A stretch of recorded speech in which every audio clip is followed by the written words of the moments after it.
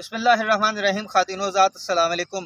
हाज़रीन, आजकल नौजवान अक्सर एक सवाल करते हैं कि क्या पाकिस्तान अभी भी इन क्राइसिस में से निकल सकता है, क्या पाकिस्तान के हालात बेहतर हो सकते हैं।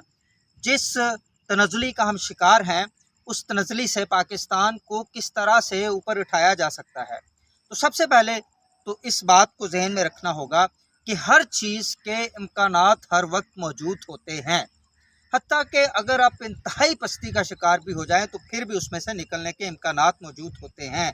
क्योंकि ये मैं नहीं कह रहा, ये कुरान पाक का फैसला है। फ़इन्ना मअल उस्रि युस्रन इन्ना मअल उस्रि युस्रा। इसका मतलब ये है कि मुश्किल के साथ आसानी है। अगर कुरान पाक की आयत का हम तर्जमा करें, जो मैंने भी अक्सर जगह पे पढ़ा, तो ये भी नहीं कि मुश्किल के बाद आसानी है, बल्कि मुश्किल के साथ आसानी है। इसका क्या मतलब है? इसका मतलब यह है कि जब भी आप जब शदीद क्राइसिस में मुब्तला हों, मुश्किलात को फेस कर रहे हों, तो फिर भी उन मुश्किलात के अंदर ही कहीं ना कहीं बेहतरी के, पॉजिटिविटी के, आसानी के असरात होते हैं।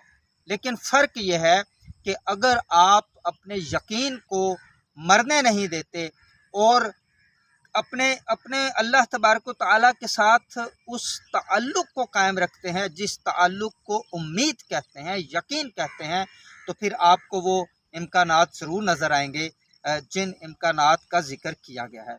लेकिन अगर मायूस हो जाएंगे और आप समझेंगे कि बस अब कोई रास्ता नहीं है, तो यकीनन आपकी मायूसी की वजह से वो रास्ते जो मौजूद भी हैं वो भी आपको नज़र नहीं आएंगे।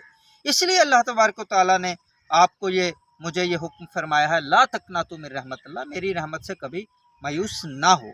लेकिन रहमत और कामयाबी के रास्ते पर चलने के लिए अपनी सोच को मुस्बत करना ज़रूरी होता है। अब मुस्बत सोच क्या है?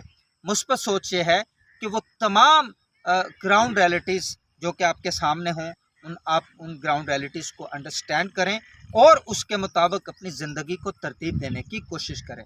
मैंने अक्सर पाकिस्तानियों को देखा है कि उन्होंने अपनी ज़िंदगियों के बड़े कीमती साल इस वजह से ज़ाया कर दिए। उनसे पूछें जी आप क्या करें? मैं जी बाहर जाना है। वो भाई जब जाना है तो उस वक्त तो ठीक है, अभी क्या कर रहे हैं? मैं बाहर जाना है जी।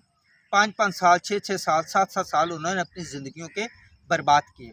या फिर वो पढ़े लिखे लोग, क्वालिफाइड, जो कहते हैं जी हुन असी अन्ने पढ़े लिखे हैं तो हुन की करिए।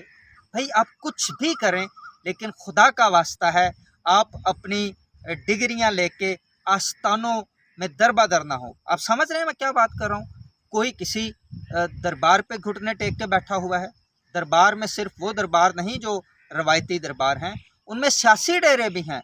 अब डिग्रियां लेके जब 3rd क्लास मैट्रिक पास लोगों के चक्कर लगा रहे होते हैं, उनके घरों के, उनके डेरों के, उनकी कोठियों के, तो आप तो सिस्टम को खुद ख़राब करते हैं।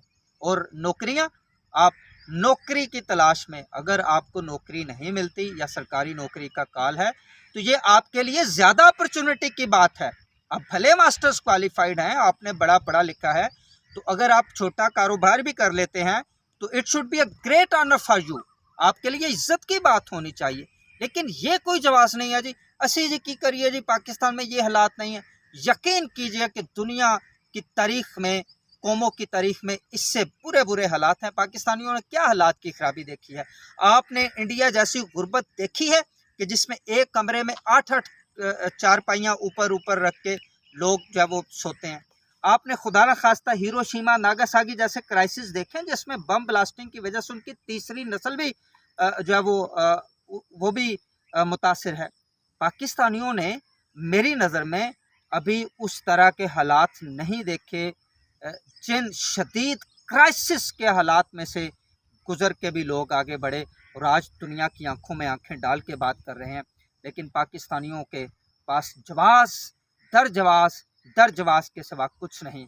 यकीन कीजिए, अपनी सोच बदल लें, अपने मामलात, अपनी आदत को बदल लें। आज भी पाकिस्तान के अंदर वो पोटेंशियल मौजूद है कि आप सिस्टम की बेहतरी का बायस आप खुद बन सकते हैं। ज़रा गौर फरमाइएगा, अपने गिरेबान में झांक के देखिएगा कि सिस्टम की ख़राबी का सबसे बड़ा सबब कौन है। अगर आप अपनी सोच बदल लेते हैं तो पाकिस्तान तरक्की ज़रूर करेगा और पाकिस्तान के हालात बेहतर हो सकते हैं।